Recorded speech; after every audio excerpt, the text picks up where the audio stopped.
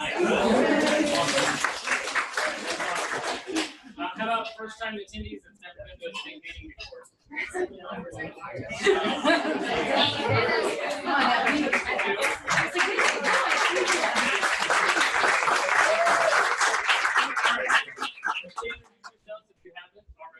name's Ben Frosch. I'm the Technical Operations Manager at our ENA. My name's Heather. I'm Assistant Manager at the ER. My name's Caleb. I'm an ER nurse at Union Terre. Who's your capstone? Also at Union ER Terre Haute. Someone. Oh, yes, back there. Yeah, I'm Bonnie Phillips. I'm the immediate care.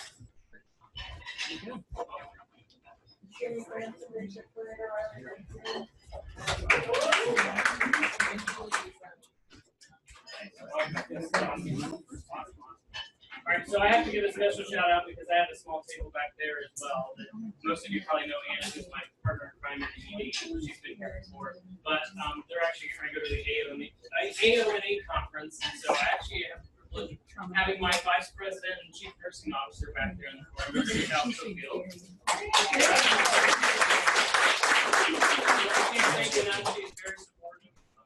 She's a year in her role, and she's been very supportive. She's very supportive of me, very supportive of me. So I can't take her enough. It means a lot to her. And then Tyler Evans and Jared Dunlap are both MedSurg directors, so they decided to join us today.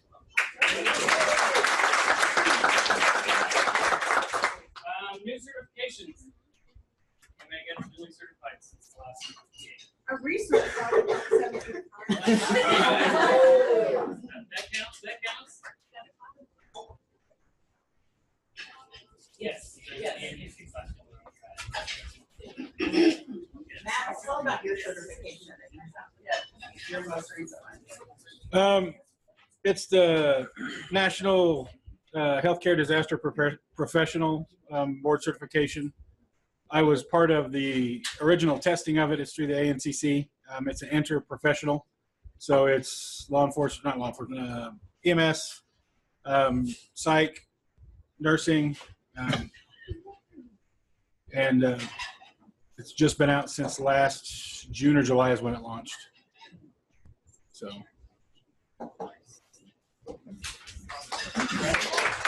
Thank you. All right, so we have to table the approval of the minutes because there was a hiccup with Sarah and myself getting actually. Last member count, she did say that we were 1,015 members. On her tally, that shows 30 new members. Good. We're still above the 1,000 mark. So well, I'll take a second and look at Yana, who just showed up.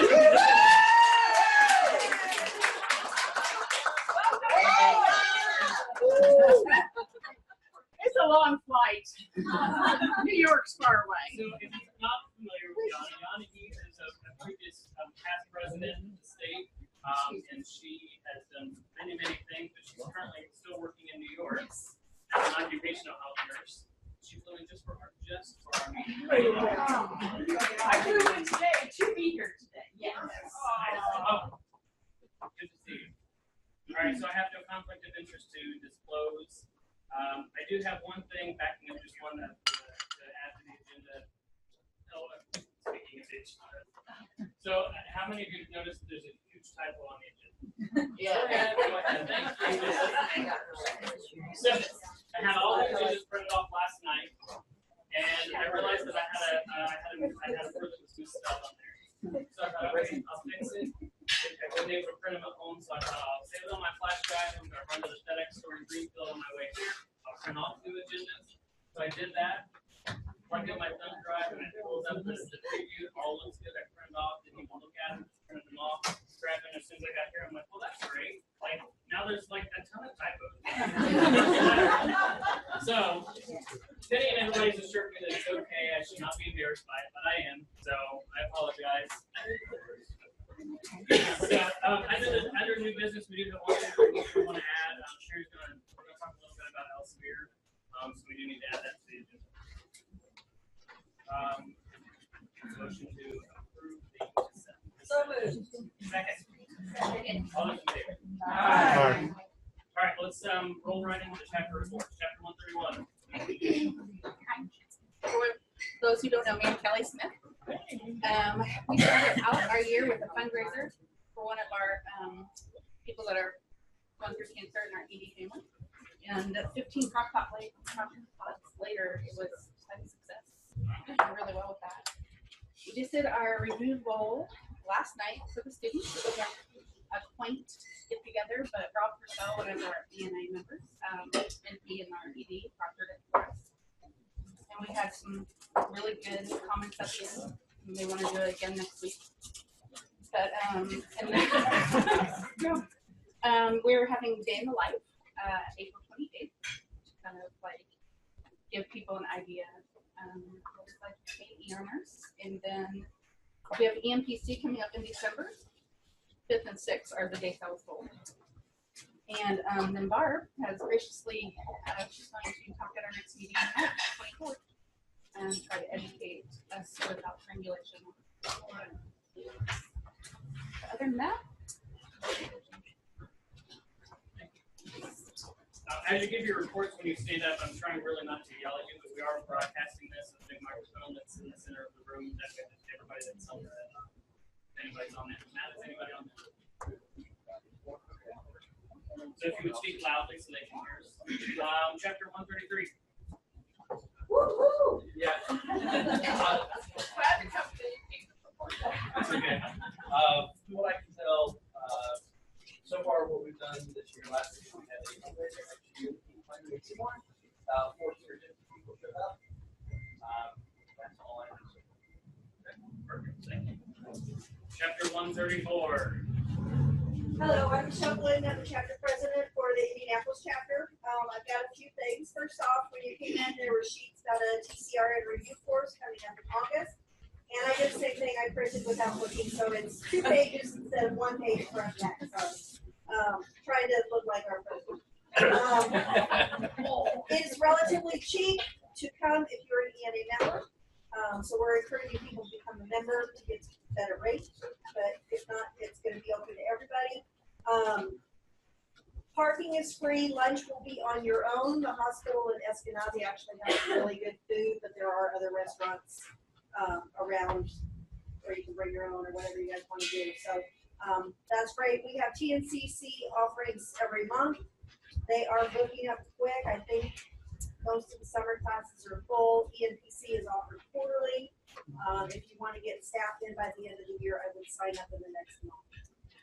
I do need a couple course coordinators where I've exhausted all of my local chapter references. So if anybody's interested in helping us out, I've got 1 ENPC class and 2 TNCC classes that I need a course coordinator for. I'm sorry. I need TNCC in May and August, and I need ENPC in December. So let me know if you guys. Michelle, I think Wendy and I are going to split the August one. Okay. So we'll do each, because neither of us can be there both days, but we can split it. So I think we'll take care of the August 16th, 17th class. Thank you very much. I appreciate it. And that's all I got. Thank you. Chapter 137.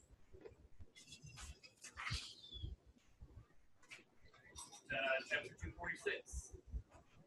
Hi, I'm Samantha Fisher. I am the ENA president for Chapter 246 at the Northern Indiana. Our last venue was at Papagino's in a Italian restaurant. We had 25 people sign up and 40 people showed up. Wow. So there are some issues when you're in a small confined space with 25 people that brought all of their friends. It was fantastic. We had a great venue. We helped 2 people finish off their master's programs that they had to present at our meeting or at some venue, and we offered, so we don't normally do 2 speakers, but we did 2 speakers. Everyone, despite the tight quarters and the heat exhaustion that they had gone through, survived it. It was a phenomenal meeting for us. It was our biggest venue yet, other than the year. So we're excited. We're doing Wine and Canvas on Monday. If anyone wants to come to do Wine and Canvas on Monday. Chapter 365. Chapter 401. Yes, we are actually having a disaster drill with multiple different organizations participating all day today. And let's see, it doesn't rotate very week. They don't have to be there. Tonight, the Union Hospital Sexual Assault Nurse Examiners are speaking at Indiana State University about sexual assault, which is extremely important. We had a large WAVE-TAC meeting, the Wabash Valley Trauma Advisory Council meeting, and they helped to put on the disaster symposium. And April 5th, Sigma Theta Tau local chapter had the Deputy Surgeon General. And we got pictures. Nice. And tomorrow is a trauma course, trauma nursing course. Chapter 448. Sorry. Hi there, my name's Caitlin. I'm the president of Chapter 448 of the East Central Region. Our last meeting was February 21st. We gave away a free membership trying to promote people to come. This week our chapter is holding our first ENPC course, so that's really exciting for us. Our upcoming meetings next week in Richmond, and we are going to be planning a CEN review course to try and fundraise. Our next TNCC course is July 24th and 25th, and we're also having a TNCC instructor course on June 25th since that demand is increasing so much. So a lot of exciting things. Thank you. Chapter 474. So hi, I'm Kenny. I'm the president-elect of Chapter 474, and I'll be replacing Ryan next year. So, so we had our meeting in March. Actually, I was pretty excited because we had an ER nurse attend our meeting in Vincent, Indiana from Robinson, Illinois. We discovered from her that pretty much the southern half of Illinois really doesn't get much attention ENA-wise. So we've got several counties that border us, and so we've reached out to all of them, so I'm hoping to pull them, to Indiana, to the good side. So, so that was cool. She was pretty impressed with what we do. So, we have a Rosé and Monet fundraiser scheduled on June the 30th at the Sada Winery, which is in Vincennes. And then we have ENPC coming up in November that we just scheduled, 2 different dates. And 3 of the ER staff that are ENA members did a human trafficking presentation last 2 weeks ago. And we did a train-the-trainer class that we went for some specific training about that. And then we came back, it was human trafficking for healthcare providers and what to look for in victims and in traffickers. And it was attended by over 100 people in our hospital, EMS, fire, police, CPS, social work. There was a lot of representation there, so I was really happy that we were able to do that. So that's what we've been doing. All right, so simply, like I got the number, I said 7 of 9 chapters are present, so we have a forum. Moving into the president's report, Day on the Hill is coming up in May, in just a few weeks. I'm happy to announce that we are sending 7 this year, which is more than what we did last year. So I'll let Mary and Loretta kind of maybe talk a little bit about it. We have the official, unofficial agenda of what's going to be championed at the national level. The Mission Zero Act, which is passed by the House. So you need to contact your senators and say, hey guys, sign on, be in support of Mission Zero. That is military and civilian networking together for trauma systems all in the big picture. The SOAR, which is the Health and Wellness Act, and it has to do with human trafficking. And these are just pending; they're not official on the agenda yet. This is the preview. The Good Samaritan Health Professionals Act that you're allowed. Indiana's covered pretty well with that. Some parts of the nation are not. If you step out to help somebody, you're not necessarily covered. If they're going nationwide, trying to push that through. And then the Workplace Violence Prevention Act for workplace professionals. So those are the 4 asks that we will probably be put together with our packets to go. And we met at 11 o'clock before this meeting, and we have a lot of energy in the group. And again, like you said, 7 people going, which may be the most in the nation. We'll see. And who's going? Oh, come on, put me on the spot. Raise your hands, guys. Matt, Marie, and Don, and Shout out for Nikki, she's on, yeah. and she's on the screen page. She was gonna sort in. Yeah, so and actually Ron will be there as well, so that we Very cool.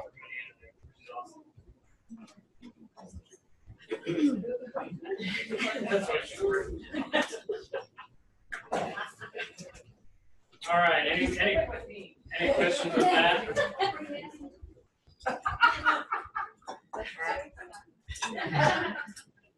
All right, new chapter petition. So Ben introduced himself just a little bit ago.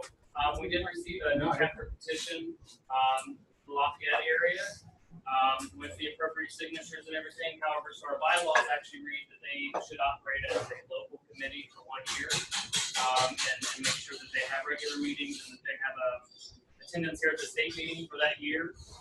And so Ben and I have already talked. We discussed this by email, and we actually talked right before the meeting started.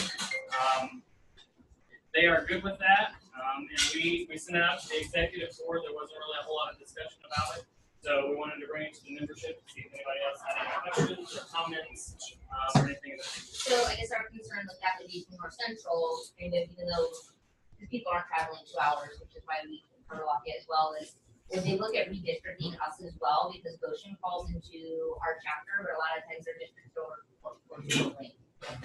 So even going with like the district zones that we have for trauma or statewide, I know they kind of discussed this, but would that be something on the table at that point, is redistricting our districts? Yeah, I think it's something that we can definitely look at. I know that's one thing that Sherry and I talked about last year was that we, we're maybe getting away from everybody having their own districts and doing these. We should kind of all mimic the same thing. So there's already preparedness districts that are in place. Maybe we should start mimicking those, especially if we get a new chapter that's on board. So I think it's something we definitely need to look at for sure. And we're happy to help support you guys in any way too, so we're not that far away, so. Yeah, so maybe you guys can swap the contacts as well. Yes. It's up to the member as well, because I live in one chapter and I work in the other, so I have to choose.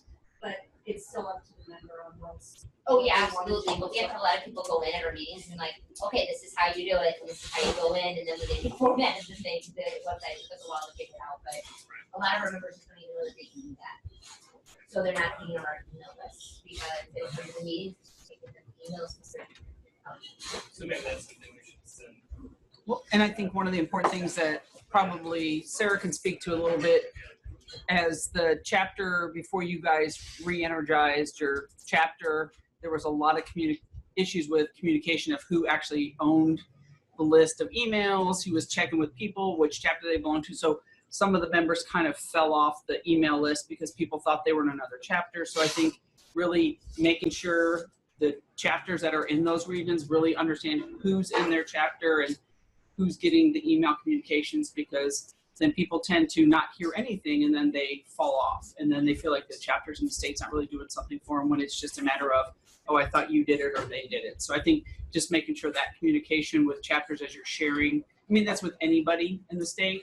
But I think as we're especially starting a new chapter that, well, I want to try this one, and you can go, whichever one you want to, or you can be on both. I don't think you can be on both lists, but you can get emails from both lists. Or go on their Facebook page. That's what I've done. I've actually a member of quite a few people on their Facebook pages, so I kind of going on other chapters and steal ideas or just see what other people are doing. I think it'll just be important to make sure that we establish some lines with the zip codes. So at the national level, they'll do whatever we tell them to do as far as what the zip codes are that are included in one area and not the other. So you guys want to maybe even sit down with Ryan and kind of map out what is my territory, what is your territory. That way you're not really stepping on toes too for like recruitment purposes or when you're going around emergency nurses week or whatever. Just so you have some open communication about that, and kind of maybe even with 134 too, since you guys are kind of pulling away from 134. I mean, Michelle's beside you, but just making sure that you establish what that line looks like. Does it include Witham and Lebanon and that way, or does it go north, or does it go west? Does it go to Ball? Does it go to Fort Wayne? Because right now, like Lebanon and things like that fall into NDA as well, and they do things for that hospital. And so just having that open communication between all of you guys to make sure that you have that established, and then just utilizing, just knowing then that once you switch people, once you establish those zip codes, people will, and you tell national that, you'll automatically pull people out of their chapter then. So it'll automatically flip people unless they decide to go back in and do it differently. So then, like, if you decide to include Lebanon, just taking them for example, then those people will automatically be put into your chapter. So you need to make sure that they're notified that they do have the choice. So I think probably what we should do is I'll set up a meeting, maybe just a phone conference with for this show. It might be good, Ryan, just to do it with all the chapter presidents because, I mean, I think that it falls with a lot of different chapters and, you know, people as rural as some of our chapters pull from, as people kind of fall back and forth, that might just not be a bad idea to, Yeah, because I think we're going to have to send out mass notification to everyone that potentially may get pulled if we decide to redistrict. Right. So it may be just worthwhile looking at it from a board and then sitting down with the chapter presidents. Right, okay. Yeah. Okay. Any other discussion with that? But it's awesome. Yeah. Yeah. I think it has its benefits. I think I've already got 20 people that are going to sign up for ENA through this recruitment effort. I kind of found it, they were like, when's the last person from Lafayette come to an ENA staff chapter meeting? And I go, I don't really know. So we're really trying to invigorate the ENA in Lafayette. Also for the critical access hospitals, like things for White, Williamsport, Crawfordsville, kind of the forgotten part of Indiana. And I think that we can make it exciting over there for the ENA. So, Awesome. No, I think you've got a whole room full of people here that you can use as resources that was behind you guys 100% to do that. I mean, we're all about the member. National has the membership challenge that we're trying to reach 50,000 members by 2020. So this is another effort that I put that initiative. So, and I think the last meeting I put out to all the chapters, don't forget that I want you guys to be touching all of your EDs. You just mentioned most of the EDs in your area. So try and be getting in contact with your EDs that are in your area somehow to make sure that people are getting involved.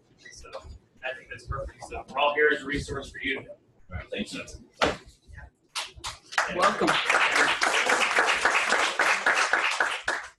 All right, the state fundraising challenge. So that's still ongoing. That goes until May 31st. If you remember, Indiana, we have decided that we were donating $5,000, which is $3,000 more than what we.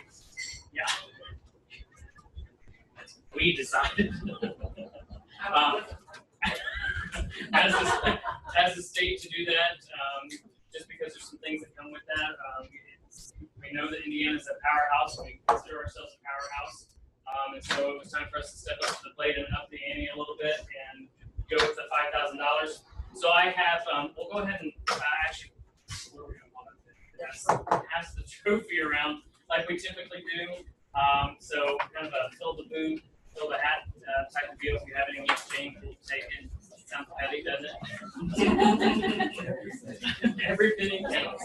I have letters that are going out. All hospitals in the state of Indiana that have emergency departments will be receiving a letter from me, that's signed by me, that's asking for a donation of any sort. We have a link set up on our webpage that they can go directly on their webpage and donate directly to the website. And they know that the deadline is May 31st, so hopefully we'll get all everything come in and we can get that in place. Maybe even go above our $5,000 goal.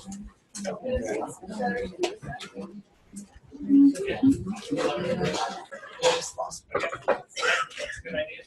Well, so I forgot whenever we did the chapter reports, when we met, when we met last month, I talked about the state challenge.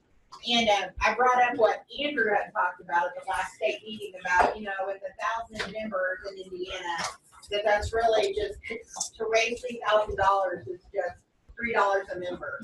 So we decided at our chapter meeting that we were going to donate $3 for all of our members total. So I would challenge all the chapters here.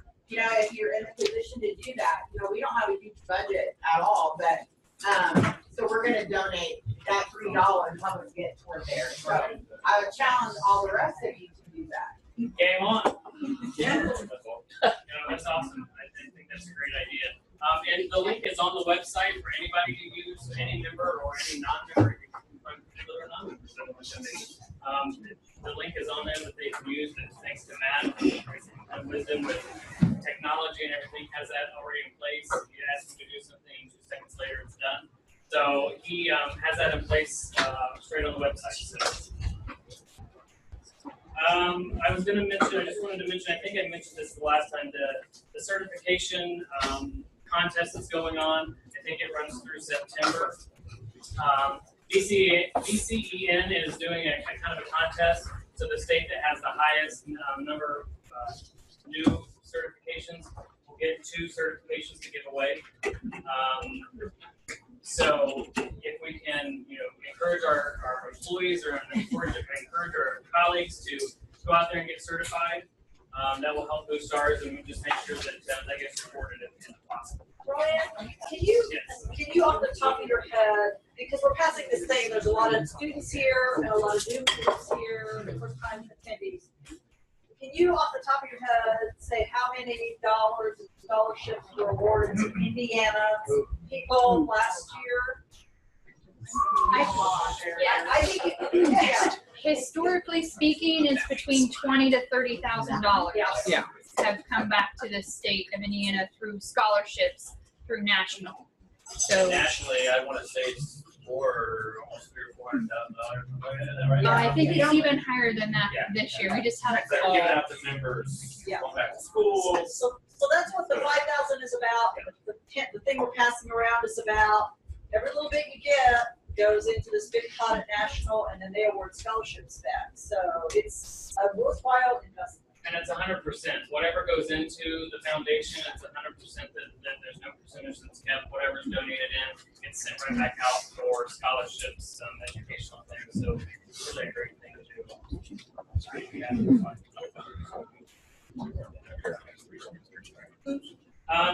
DCEN has also sent out a survey. I don't know if you guys received that. Just take time to fill that out. They're asking some of the things about different certifications, and so if you have the opportunity to take that, please do. If you don't have it and want it, let me know and I'll send it to you. I just wanted to give you want to give a shout out to Indian and Tracy Ballard and Mary.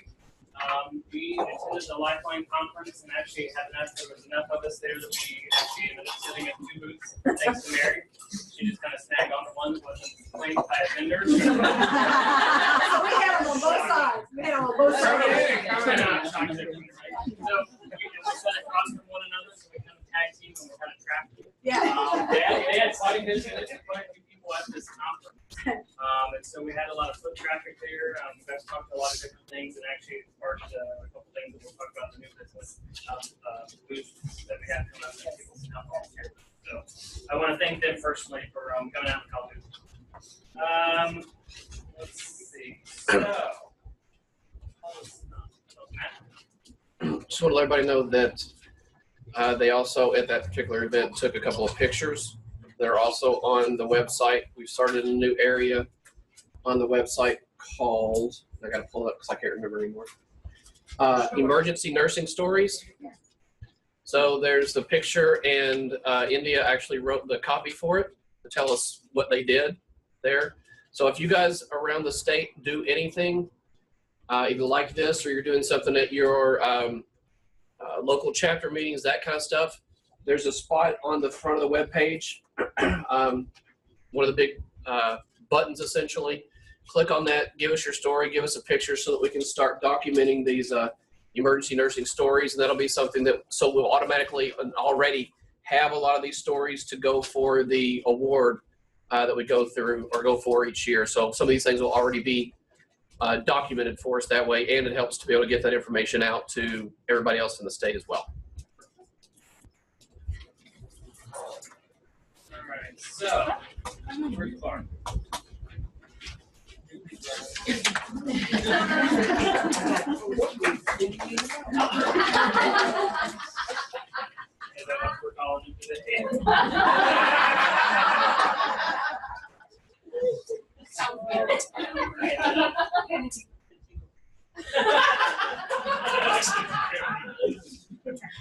So Paula is not here, but Paula and Barb both will be our new inductees into the Academy of Emergency Nursing. They'll be inducted in Pittsburgh.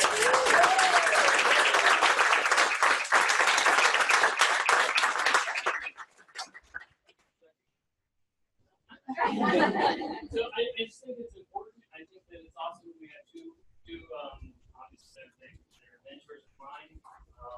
Barb, and especially, has been helping us do a lot of things with our SANE program and trying to get that off the ground.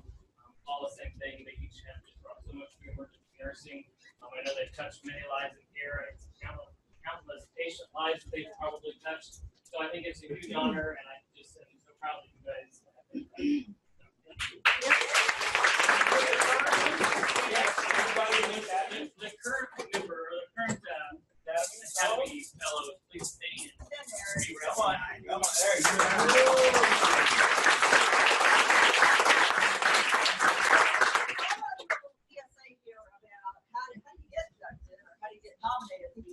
So you have to be sponsored by a current fellow, and that fellow finds someone else, could be just a member or another fellow, to write your application. So when I approach someone, because that's what I do, I approach someone and say, I think you may have the qualifications. Will you send me your CV and I'll look at it, and then together we'll make the decision about whether you're ready or not. But I'm often shocked at all the things that person has done that I didn't even know about. So writing for Paula, looking at Paula's CV is like, whoa. Yeah. Sometimes I'll look at a CV and we have a conversation, we say, not yet, but in a year, or focus on this, a little bit of this, or a little bit of that. So the purpose of this is to tell you, and I always challenge every fellow to nominate someone, to write for somebody next year. So you need to get started now, because it's a big process, but it's all writing. And they have to write a piece, you have to write a piece, the other nominator has to write a piece. Do you think you might qualify? Approach one of the fellows who just stood up and say, would you mentor me? Would you look at my CV? Would you guide me where I need to go? Because this is something I want to accomplish. And I think that's my message. If that's where you want to be, then you need to sometimes take the initiative to approach one of the fellows and say, what do you write for me? And we'll be honest, and because we want successful applications to go forward, but we'll be gentle. So there you go. So congratulations, Barb. I was honored to edit Barb's and write for Paula. So.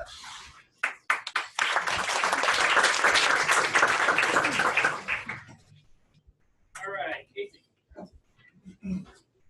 Okay. Treasurer's report. Don't freak out when I give you these amounts. So I've been. Stop. So this is going to sound like all of our money is gone, but I promise you it's not. I went on an investment spree, and I invested $74,000 of our money. So it's not gone. I figured out what National wants us to do in terms of a portfolio, and I matched it as best as a year, which was a really fun conversation. I really like spending someone else's money, but it's all invested. So right now in our checking account, we've got $12,637, and in our savings, we have $5,390. So that's just cash on hand, and then $37,000 from each of those went into an investment portfolio. About a month ago. Okay. Day on the Hill. Does anyone have any questions that's going to Day on the Hill about what to do in terms of getting with me afterwards? Email me or call me if you need an expense form. I'll tell you what to do. We'll walk through it. And has the hat gone around or the trophy gone around? I'm counting it here. Oh, cool. Good job. I can't see it.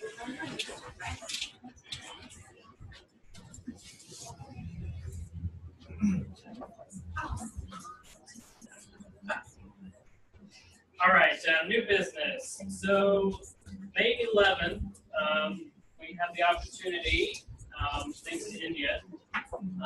She reached out to Joe Perry, and the St. Vincent Emergency Medicine Symposium is held that day, and they're offering us a booth at no charge, which is awesome. So we've already got a couple members. I put it out on the Facebook page. We're still looking for help to kind of man the booth that day. It's from like 8 to 5, I think, is the time I put on there. It's looking close to it. So if you're interested in that, please get a hold of me or shoot me a message on the Facebook post that I put on there. We'll get you signed up for it. The next one, May 19th, is the 3rd annual Run with Shears, 5K here in Indianapolis downtown. And again, we've been offered a booth space for no cost. And this is a partnership that India kind of worked on again. She moseyed on over to this is Tracy Ballard's husband that was at the booth at the Lifeline conference. And so it's just all about networking, right? So we went over and they actually asked us if we would be interested in that, having a booth there. And so we are going to do that. We have the vendors, or if you're having a booth, you have to be on the lawn at the War Memorial at 7:30 that morning. So I am thinking, what's that? Bring food for them. Yeah, bring a snack for them. But we're still looking for help for that booth as well. We're going to donate to affiliate members or memberships to that for that day. Trying to gain and trying to get some of our EMS folks still involved with our organization. And then I think India has received a copy. You want to talk about that? What we're going to do with the bill? It was a good opportunity to talk to EMS about how a day on the Hill last year, we hit our legislators hard about the Access to Emergency Drugs Act that was getting ready to be passed. And it was amazing how our legislators were totally oblivious to what this was about. Like the DEA was pulling back all narcotics from ambulances and from our paramedic and EMS professionals, and the legislators were oblivious to what that meant. So we got to put it in real terms. So if your grandma falls and breaks her hip, lives 50 miles out in the country, you okay with her going into an ambulance with no pain medicine? Well, of course not. Well, that's what you're getting ready to sign up to. So we got that legislation passed so that they could still have access to the medications that they need. And so at the Lifeline Conference, we had an opportunity to talk to a lot of EMS people and talk about how ENA was instrumental in getting that legislation passed. And that was a eureka moment for them. They didn't know you advocated for that. So they also are looking for, because they don't have a professional organization that necessarily advocates for them on the national level or the state level, and they're trying to figure out how to do that. And I think we're uniquely positioned to come alongside them. So we're going to have the bill was blown up and given to Karen Wiley, who was the state president at the time. I called Karen and said, will you take a picture of that, your phone, send me a picture. We're going to blow that bill up and just have it on a poster board at our booth at Run with Shears. So just an opportunity now. Brian, you said the Run with Shears was at the War Memorial? Or is it at the Idle Jorg? Because that's where it was, over by the NCAA and the Idle Jorg over there last year. I'll double check the email. I'm almost positive that's what his email said. Okay, because they were on the lawn of like White River State Park over there by the Idle Jorg last year at Washington and Western. Okay, I'll double check. Yeah, it's this. State Museum lawn. Okay, so they're back over. Okay. Is it? It's a State Museum lawn. I don't over there, so that should be the same spot. Okay. Yeah, I'll double check it. I'll put another post out of just to make sure that we get enough help to run it. Let's see, moving on, delegate packets. So if you're interested in being a delegate for nationals, packets are due end by May 30th, at the end of the day, on the day, May 30th. So if you've never been a delegate, you're interested in going, ask one of us that have been. You can ask any of us, we'll give you the information about it. Just make sure your packets get in. If the packets come in after that, the May 30th deadline, they won't be accepted. And that's, I know that sounds, it's the national conference is in September. We have to get all this stuff decided so we can get everything in like prep. We'll do an orientation for the delegates in August after the August meeting, state meeting. And talk a little bit more about that and some of the resolutions and some of that before we actually go to national in September in Pittsburgh. So if you're interested in doing that, let us know if you have questions. Sherry. Okay, I've got a couple things. I'm going to start with the golf outing, so we're going to work backwards. Currently, the plan is in place for the it's the 5th annual EMS Memorial Golf Outing. It's in honor of Tim and Cody, who were killed in an ambulance crash. And but it benefits all EMS through the Indy Public Safety Foundation. So it's a golf outing. The tentative plan right now is September 22nd at Southern Dunes. Ron can talk about the traveling trophy last year. So they're going to do another ED traveling trophy. So the winner, there will be a separate trophy for the ED. There's going to be a silent auction. I believe it's $100 a person to golf. All food and drink will be included, and all the money goes directly to the Public Safety Foundation. And the Indy Public Safety Foundation is open to anybody in public safety, EMS, police, fire. If you want to do a conference, add your education, go from EMT to paramedic school, paramedic to nursing school, so on and so forth. So it's a great program, and it's a lot of fun. And last year we had some crazy weather, not like we're having this year, right?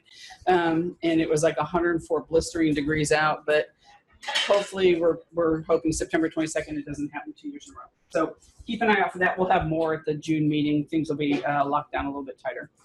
All right, so Elsevier. So one of the couple speakers ago, November, December, something like that, October, Elsevier came and sponsored our state meeting.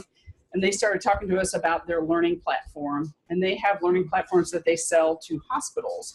So we approached them, we're like, well, do you have a learning platform you can sell to the ENA that we can offer to our members at a discounted price?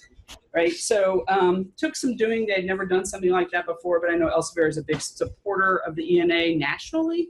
So they were willing to do some work with us. So back and forth, they came up with a plan, and they have a course that's 27.5 CEs. 6 of those CEs are related to CEN practice. Some of the topics on the course, sorry, I gotta make this bigger. Cardiovascular, there's 2 parts to that: fluid electrolytes, GI, GU, gynecological, OMFS, hematological, neurology, professional issues, psychosocial, and then CEN reviews what this goes to. So they've asked, they've sent us some pricing. Basically, it'd be essentially $150 a person to get on, and then another $50 per person-ish to for their back service support fees. So you're looking somewhere right around $190 a person to get these 27 CEs. So the thought was originally if they could offer it, and then we would sort of be the clearinghouse for it, and then ENA members would be able to go in through some magical Matt Howard link, which he doesn't know he's building yet, and then go on, sign in, do the course, and get the 27 CEs. Obviously, you wouldn't do it in a day. It'd be some sort of ongoing process. So they wanted us to bring that to you guys because that's going to be, I would imagine, some upfront commitment from us to Elsevier, or some guarantee that 100 seats is what the minimum is what they require at $145 per seat. And then, so I don't know if we'd be on the hook for that money up front. This gentleman and I have been in a little bit of conversation back and forth, but I told him I can't go any further until I present it to you guys and see if that's even something we need to pursue or consider doing. Yes, sir? Just something to think about. I don't know, maybe you and I can talk offline, but at a national level, Elsevier and ENA they have contracts, so I don't know if something there might be, not necessarily in conflict, but there might be, I don't know, it might be something we want to think about looking at at our national level with Elsevier. Is there somebody at national we need to talk to, or is that something Elsevier should go find out from their people, or both? Or who would be? I would put it on Elsevier, but Terrence Sykes is the guy that we talked to. Okay. Okay. Yeah, I just don't know. Yeah. There might be something. Loophole contract, yeah. That maybe national wants to run it, and if they want to get it at 100. Or they may have some kind of contract where this is something that we can do. You know, I don't know. Yeah, sure. I don't know already. Yeah. Just something about. So just, it's out there. Anybody have any objections to us moving forward or looking at that, other than looking at a contract and making sure there's no disputes with that? So I was actually beta for that last year. Mm-hmm. That's what helped me pass the CE. Yeah, but I thought the CEN that you did that day, last minute, let's Yeah, schedule it and then today, and then you over there. passed. So there you go. It's a Yeah, testament 5 to minutes for the but I thought it was really good. It just gives you a lot of like structure as like a self-paced online course. And Did you do all the modules? Yeah, I did all the modules, and then I also did all the questions. The question bank is really good, actually. All those were covered with Sohan. Actually, he helped make that whole module very difficult. So I thought it was good, but yeah. Any objections? Okay, so I will move forward, and then we'll talk with the board and kind of present some stuff to the board. Richard may sit with us, and then Matt will need your technical expertise at some point on that. Okay, symposium. It's on your tables. June 15th is the symposium, so I gave you the agenda for the symposium. I'm going to run through it real quickly, talk about where we're at, what we're doing, kind of what we need yet. So basically, the symposium is going to be June 15th. The state meeting on the website says June 14th, but we're going to incorporate the state meeting into the symposium, so you don't have to come 2 days in a row. So we're going to open with our Studer. Studer has graciously decided to loan us one of their speakers talking about emergency department coaching and leadership. What does a leader look like? Because I think in some capacity we're all leaders, and we want to know what a good leader looks like. We know that good leader when we see him, right? Or we think we do.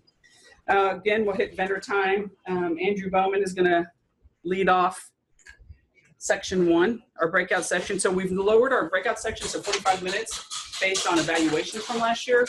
People want a little bit shorter lecture time. So Andrew's going to talk about ruptured membranes or more than aortic dissection. Aortic dissection in pregnancy. Thank you. You're welcome. We're going to have somebody going to speak on TAG. So Tom Cannon is going to speak on TAG. Emily Pavich is going to talk about sepsis and fluid resuscitation. So those are going to be your 3 to pick out from breakout session 1. Meg Morris is going to do a stop the bleed class. What we've also decided is, because we figure some folks are going to already have stop the bleed, so what are they going to do for that 45 minutes? Ryan and I had a discussion that we're going to add in an optional roundtable networking session that 45 minutes as well. So you can either do that or stop the bleed. Our goal is to get as many people as we can trained so you guys go out and be instructors for stop the bleed. Okay. Working lunch. So Ryan's going to have 45 minutes. He'll run a state meeting. Okay. So the next 2 sections are a little, so 12:30 to 4:45. So all the new nurses in the room, and I think some of the old nurses, this would not hurt. You know, as nurses, we're thrown into these charged positions, and they're saying, hey, you're the leader of the department today, right? So run it. And why? Seniority mostly, right? You've been there 6 months longer than anybody else, so you get to be in charge, right? Dr. Young at the IU School of Nursing has a class that she calls Friday Night in the Emergency Department, and it's actually a game, and it's 2.5 hours. So if you do that, you're in it for the afternoon. And it's mostly, she has it designed for some younger nurses, emerging charge nurses in the department. And it teaches you about the pitfalls of being a charge nurse and how to be a charge nurse and the things you want to look for. So it's really pretty well received. It's actually a formal class you can buy. Yes, you can still go. You're like, that's what I should have done. That's what I said, right? Right. If you choose not to go to that route, then you're going to go to the other breakout sessions. Our SANE group has gotten a hold of Sally Sturgeon from Louisville, and she's going to talk about ballistics, mechanism of injury, documentation of wounds. And then Stacy Bobek from Northern Indiana up there in Beacon Health is going to talk about cradle to the grave. So, you know, kind of hit that whole gamut of patients that we see. The next 45 is going to be our esteemed past President Terry Stigdon, who's now the Director of Department of Child Services, is going to talk about child abuse, kind of things to look for, kind of the things that are kind of right in front of your face that maybe we're missing, and some documentation rules. Michelle's talking stroke care and management, and she's going to bring on Dan Brown also. I just didn't list him. We're going to talk a little bit about concussion management, so you get to pick from those 3 for that session. And then I had a numbering issue. Again, apparently no ER nurse can check their work, right? So you shouldn't have even said anything, Ryan. We never would have noticed. We're going to talk about opioids, right? So alternative to opioid use, that's kind of a hot button issue. And then Katana Phillips from Ethics is going to talk about some resuscitation strategies in trauma. all good up until that point. I keep losing my closer. So I've gone through 3 closers. So I'm working on closer number 4. Penny and I got an idea to work on closers. If somebody has a closer, we have some people who are going to talk about burnout. Ryan Eyeballs, the CNO, I see that. Put your head down, don't make eye contact. But we're going to talk about, our goal is we have a couple speakers that we keep trying to talk about burnout, and they keep, then no. So they're burnt out or they're doing self-preservation. So I'm okay with that, right? Self-preservation. So right now that's kind of our open-ended item that I can't seem to close. One of the other big changes you guys will see this year is the cost. So Ryan, Stacy, some of the board had some discussions on what are we going to do for the cost? What do we do? In the years past, we've charged about $100 for members to come and a little over $100 for non-members. This year, we're going to cut it in half. So ENA members are going to come for $50. So you guys are going to get option of somewhere around 6 CEs for $50. You're going to get lunch, you're going to get breakfast, you're going to get snacks. You're going to get to see vendors, snacks. And so Tammy's working on a bunch of vendors for us. So we're doing that. Students, and let me clarify for you cheap asses in the room, this is a non-licensed student, not I'm a DNP and I'm gonna, no.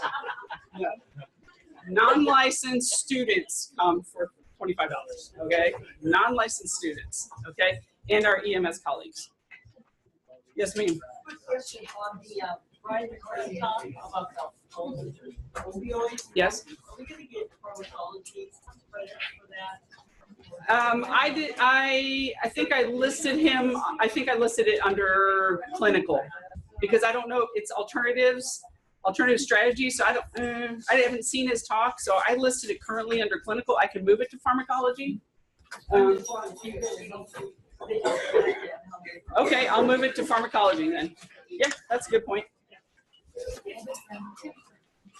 Because obviously I can't turn the paperwork in until I get a closer, so I've got room to move that one around. Any questions? So the goal, I know it's not on the website, I mean the notice is, but the opening registration is going to get on the website open. We're going to get that up very, very soon for you guys. So please encourage others to attend. Just a lot, yes, sir. So, graduated men, why is people pay the student Register early and you won't have to pay. Attaboy. The other thing you have to do is join ENA just before graduation as a student, and you get a whole year. Yes. Yeah. That is exactly how you do it. That's how I did it. Yeah. Any other questions? That's it. Ryan, back to you. All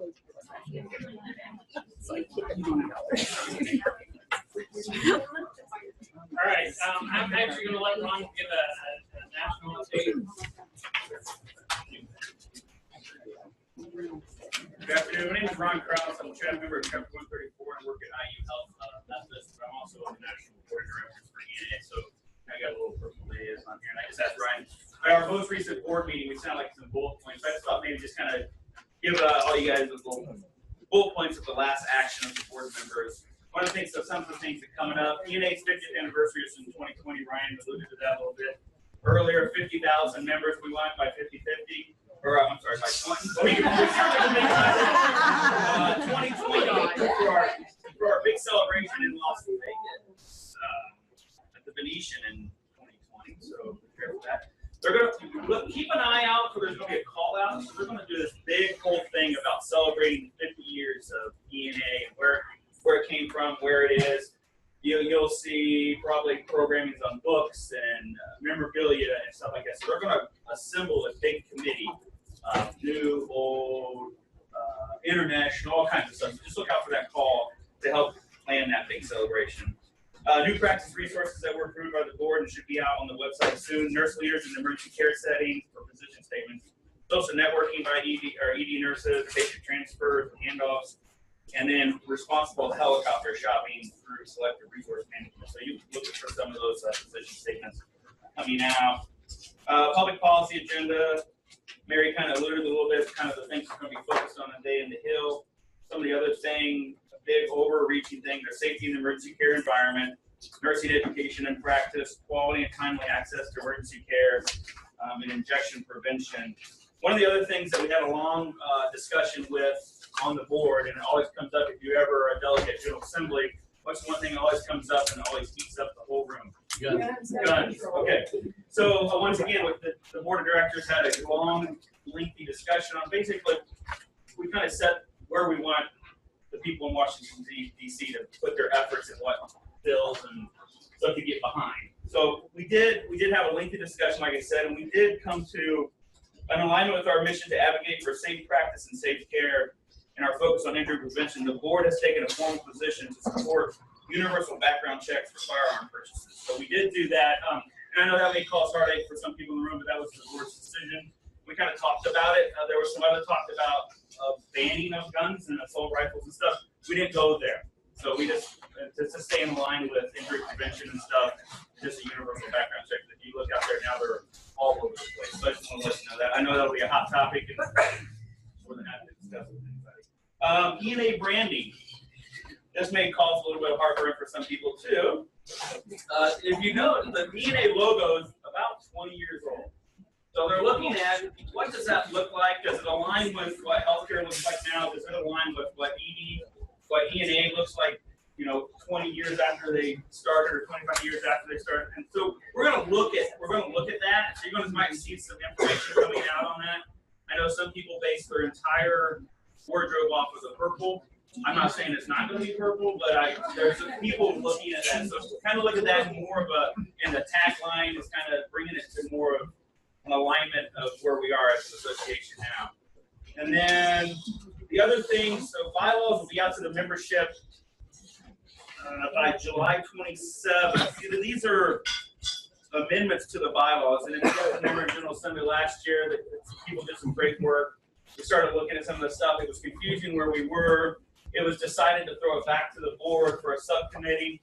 That has been throwing back to the board a subcommittee, and yours truly was the chairman of that subcommittee. So we have been working on the bylaws and the amendments of the bylaws that were kind of brought to us from the discussion on the floor and from this other task force that looked at it. So we'll be working with that together. We're going to get that final look over in May on Day in the Hill for real briefly with the board to kind of just do it. We did it at the board meeting in March, but we kind of give a little bit of last little plus. We had a meeting or a call yesterday to kind of discuss stuff the subcommittee did. And then we'll push that out. And I hope it goes out a little bit better. There's, of course, I'm picturing side by side. We have rationale off the side, like your track changes, why that word is stricken. So it'll be a little bit more forward and less heartburn for people when we get to the General Assembly floor. So that's kind of what we're looking for. So if you have any questions, let me know. Other than that, that's kind of a little last meeting. Thank you. I have one thing I forgot to mention, and is the most important part of the symposium, is the pre-symposium night at the brewery. Sorry. Gosh, I can't believe I forgot it. So Indiana City Brewing on Washington Street, East Washington Street, has graciously offered their brewery. So we're gonna go. They're gonna kind of open the bar. There's a local artist. Her name's Christy Marsh. She does Marsh Watson art. You can follow her on Instagram. She's going to be selling art. There's a guy that does these really cool coasters. He's doing a fundraiser. They've got cornhole. They've got ping pong. They got all kinds of stuff. They've got beer. Jason. I'm on my way. Jason will have snacks. The crazy part about that night is they don't serve food, but they do cluster truck, and we're gonna have some food trucks around so people can eat. So you're not too inebriated, right? So for those coming in town, it'll be the 14th. So the night before, Indiana City Brewing, and it's right by Horizon House. So if we want to do any homeless get together, we're right there. So, all right. That's it. Sorry. We tentatively have it starting at 6:30, and it'll go till it closes. All right. They have a You know what? You might actually be able to do that. I will double check. Yeah. Barb, whatever she drives, Barb's minivan. So, okay. I gotta run. Thank you.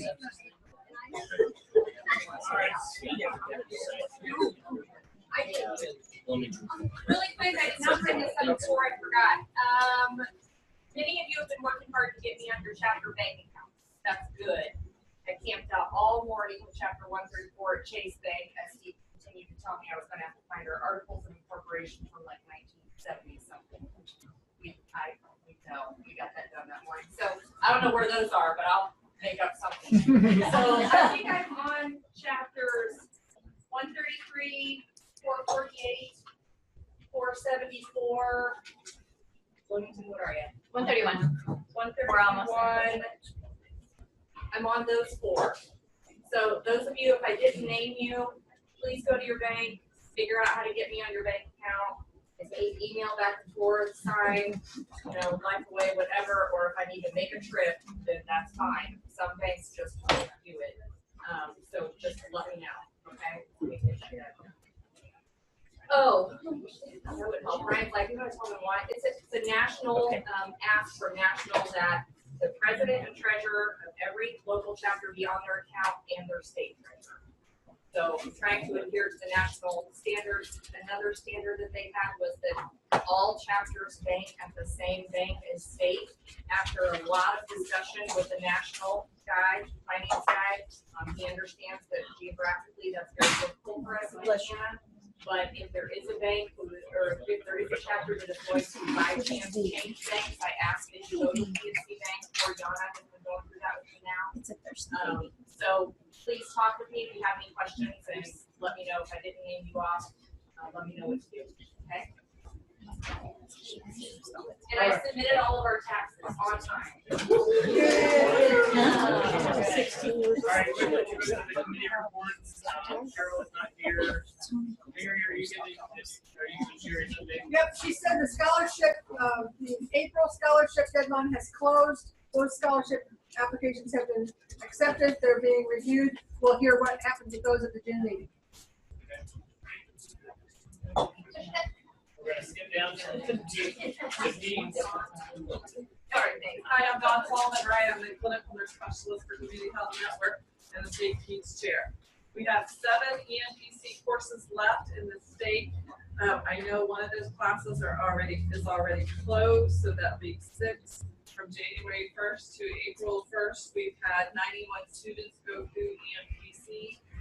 Don't forget, May 23rd is the Pediatric Heroes Breakfast. So if you go to indianaemsc.org, you can get all that information to support the Pediatric Heroes. And I had some interest voiced on having an ENPC instructor course early and the one in the fall. So I don't know if there's a lot of interest in that. If you're interested in that, please email me and then I'll explore it with you. Yeah.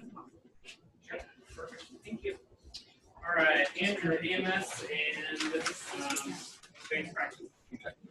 I'm going to do advanced practice first, Ryan, if that's okay with you. Yeah. Just 5 upcoming seminars for advanced practice nurses with an ER focus. May 2nd, IU Methodist is having their annual Advanced Practice Nurse Trauma Conference. It's usually a very good program. It's not that expensive, like it's $70, $75. You can register at the IU website. St. Vincent's, again, has their annual Emergency Medicine Symposium on May 11th at the Indianapolis Marriott North. You can register through Eventbrite. Again, breakfast and lunch, multiple speakers, all geared towards ER critical care, pre-hospital care. Indiana ACEP is having their annual conference April 25th and 26th at the Ritz-Charles Conference Center. Registration, I believe, is still open at inacep.org, so inacep.org. A lot of national speakers going to be there.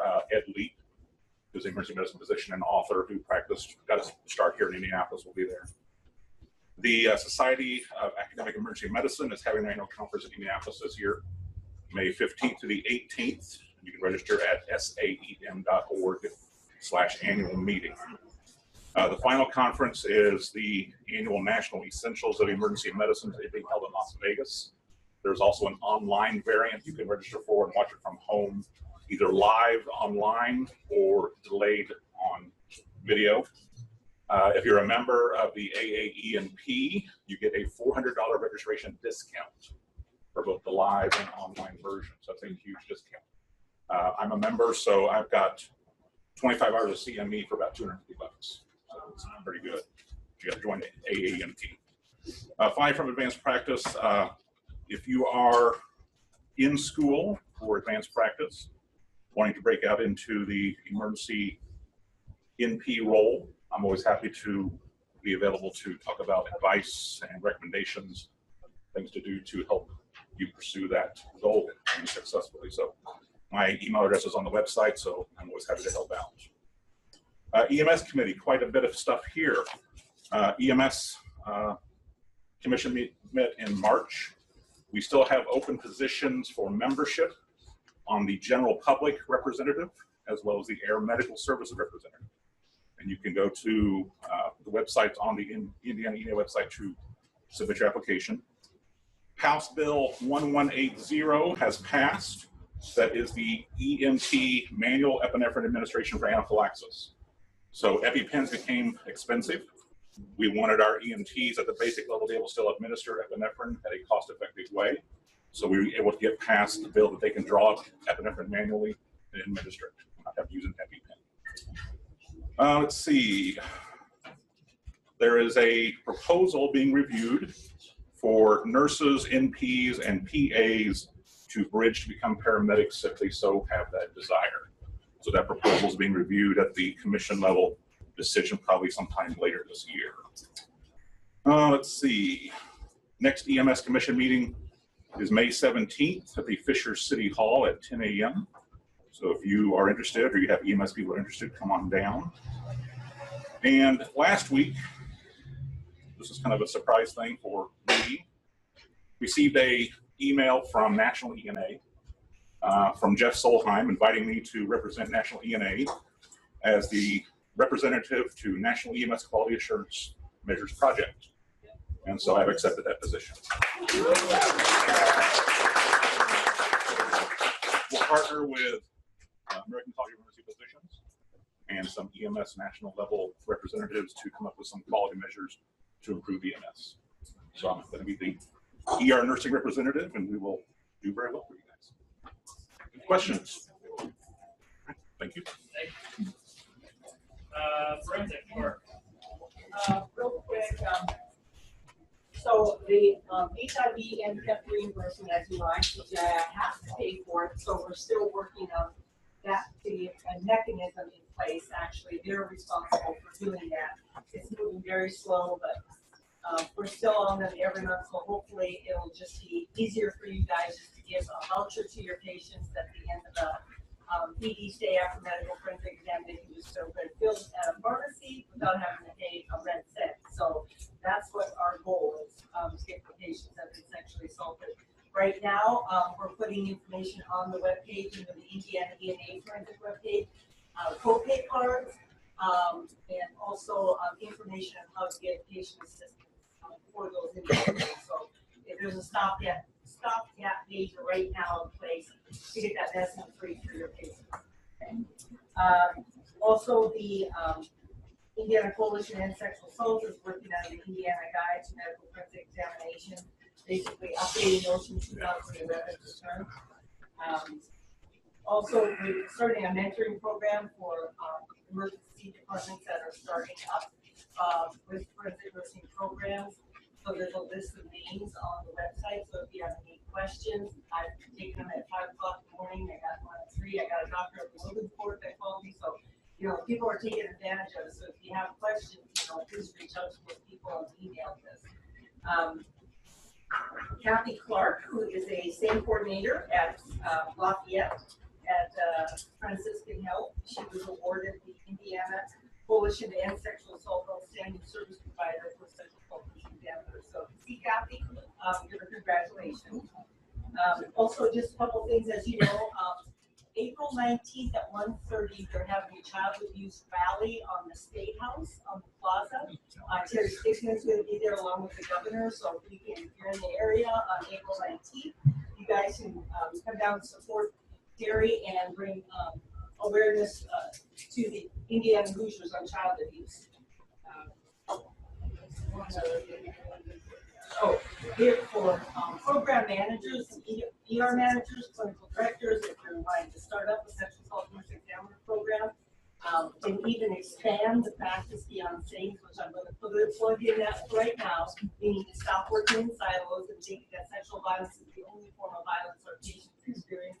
In fact, it's probably the smaller percentage of all the victims of violence. As you know, the ag assaults are off the charts. So there's a seminar out in Las Vegas being sponsored by SDFI. It's Las Vegas on October 2nd to the 3rd. The focus is going to be on strangulation the first day, which is going to be from noon till 5. Next day is going to be all on program development, how to move your program beyond safe. So if anybody's interested, that's the link is on the forensics webpage. Also, Indiana State Department of Health, they have committed to hiring a forensic nurse coordinator at the state level. They're still actively looking for funding for that. So hopefully in the next couple of months, we'll hear something like Dr. Christina Box, who's the commissioner, is on board of getting a nurse at the state level to work on these issues of victims of violence. And today I heard a lot of good things that some of your same programs are doing with forensic nursing.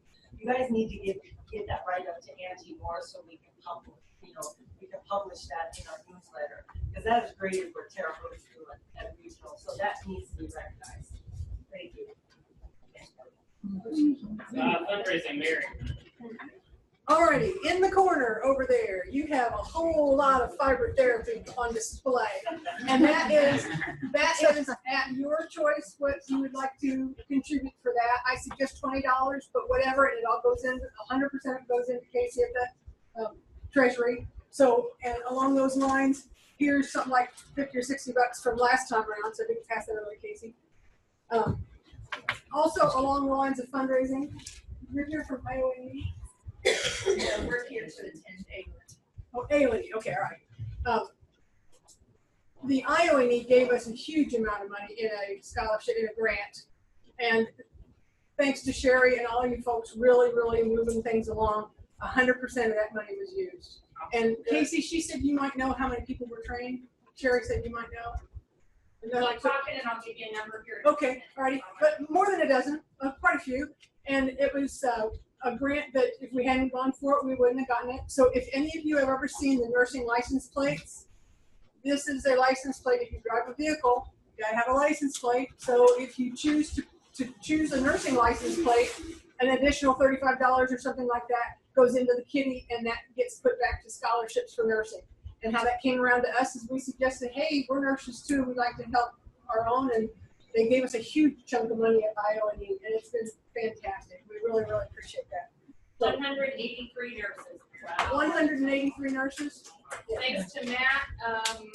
Back there, you have at the 11th hour, we were pulling all the attendee lists and calling up directors out of nowhere. I felt like a game show host. I was like, I have money for you. You just have to tell me where to send it. So it was fun. Yeah. So everybody be on the lookout for grants that might be available, because I have a sister who writes grants, and she is finding a purpose to live in writing grants for us. So thank you for helping to keep my sister on the face of this earth also. Thank you. Thanks. Thank you. Anything else for government affairs?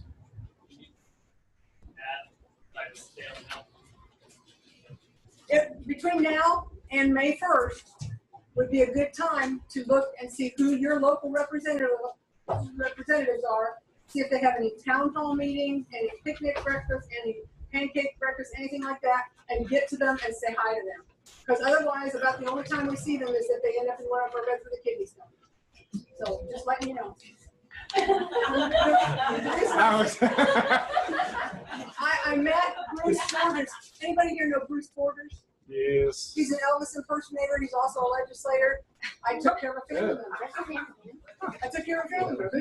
So. Amy, injury prevention.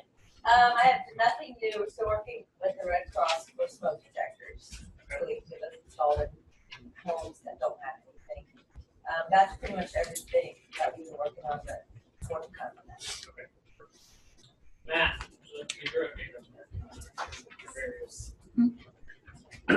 on membership. As of this morning, we have 1,018 members. And out of those, we only have about just over 1% that don't receive any of our emails because they've opted out. The last the last email that we sent out media-wise, we had a 37% open rate, which is a huge number for that, or statistically at least. So a large amount of people opened the email. The click-through rates to go back to the website were higher than the last two that we've done, according to the MailChimp information at least. Anything with website or anything we're taking? Just about everything that they've talked about is pretty much on the website for the most part. All the stuff about the symposia coming up is on the website, as well as one more thing. Yeah, any of the, like I said before, any of the stories, that kind of stuff that you guys get, please go to the website. It's one of the big boxes up there on the very top. Click on that to be able to tell that story so that we can get that information out there and make it easier on him when he has to write this report in a couple months. So I did send out an email to all the chapter presidents and asked them to make sure that their information is updated on the webpage.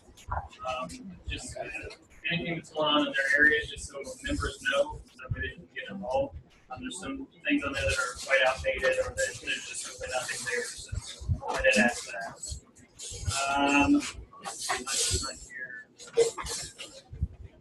Anything with the newsletter? Okay. Vendor relations, Tammy. Yes, so we're working really hard on getting vendors for our symposium. We're in contact with about 19 vendors right now. 10 have expressed definite interest. Just getting approval now. So if anybody, membership statement has a link to a specific vendor that might be interested, shoot information to Brian or myself. There is a link, prospectus on the website. If somebody's vendor is absolutely ready to do it, just direct them that way, and they can just register that way, and it'll automatically notify me. Yeah, and that's one of the things trying to keep these vendors going. Is why we decided to try and lower the price for the trying to raise the attendance of the symposium. We did so well with vendors, and we were already looking pretty good with vendors this year. So keep those vendors coming my way or Tammy's way or whoever. Just reach out to one of us if you have somebody. The EMSC, so Margo was not able to be here, but she sent me a couple bullet points here to discuss for EMSC. There's a survey that's going out to all emergency departments. She asked that you just take the time, it takes about 10 minutes to complete the survey. It's pretty much based around inter-facility transfer guidelines and agreements. It'll be open for 90 days. If you haven't received that, or you go back to your EDs and they don't know anything about it, reach out to me and I'll get you in contact with Margo. Let's see, Indiana Pediatric Facility Recognition Program. Applications to be released this month. Indiana Hospital Emergency Departments may apply to be recognized as pediatric ready or pediatric advanced. Interested hospitals, please contact Margo. Dawn mentioned the annual pediatric hero breakfast or hero award breakfast. The speaker for that breakfast is actually our very own Jerry Stickland. So if we have the opportunity, if anybody has the opportunity to go, this is Wednesday, May 23rd at 9 a.m. Looks like the Indiana region of the American Red Cross Training Room. And then they're still asking and pushing that kind of a push from us as well as the EMSC to make sure that we're trying to designate somebody in each emergency department as the pediatric coordinator. We're not suggesting necessarily that it has to be a full-time position or that that's solely their job, but it's just somebody that's taking that on and being the pediatric champion in each emergency department across the state. So that's all I have for that. All right, anybody else have anything for the good of the order? Ryan, I do. Nurses on Boards Coalition. Okay. So, so just since we do have a lot of new people in the room, nationally and at the state level, we partner with the Nurses on Boards Coalition. I am the representative for at the state level. We have a board training that is free. So if anybody is interested in being on a board and wants to know more about what you have, you know, things that happen on board, how you should behave, all that kind of good stuff, it's a really great training. Kim Harper, previous Eskenazi CNO, is leading that.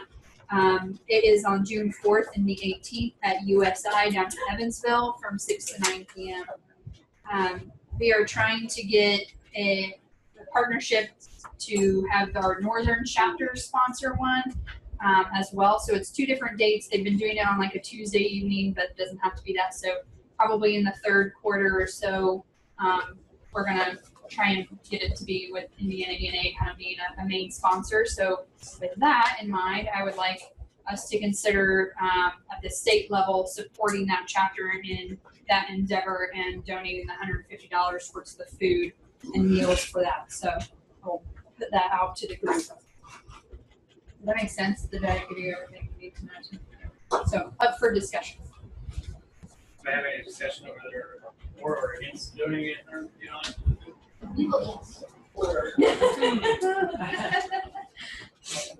I second it. All those in favor? Aye. Anyone opposed? Thank you. Tammy? Baskets for the symposium. Yeah, so that was the other thing I sent out when I sent out the email to all the presidents, chapter presidents, and each symposium we do a silent auction, and we ask each chapter to donate 1 or 2 baskets for that silent auction.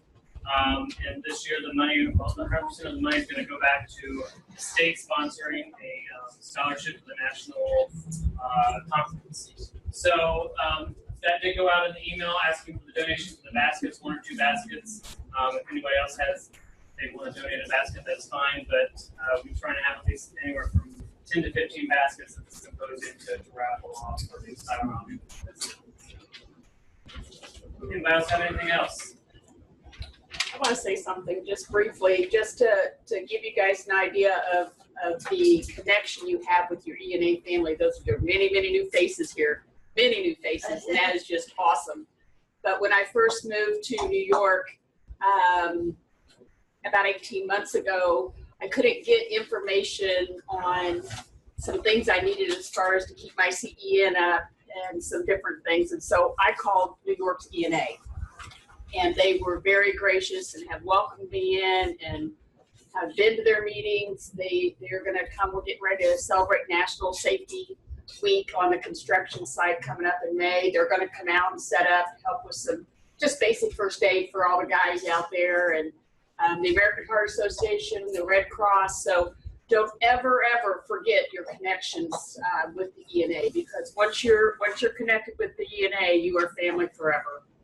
So just remember that. If you ever get to New York, look me up. I still have another probably 2 years there, and then I think I'm going to Columbus, Ohio. So, but I'll be closer. Anyone else have anything? Motion to adjourn. Thanks, everyone. All right, so anyway, yeah, I think